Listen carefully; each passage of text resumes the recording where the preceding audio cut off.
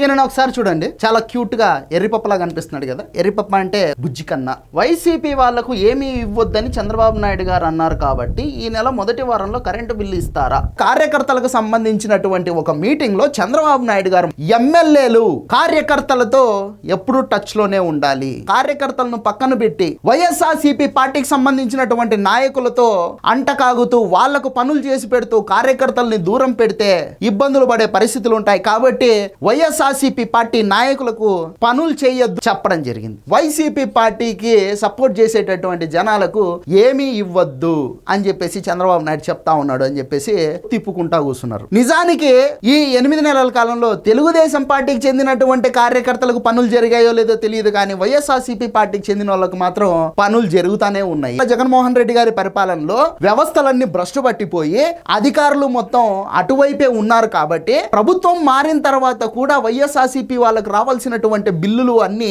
Clear అవుతానే ఉన్నాయి.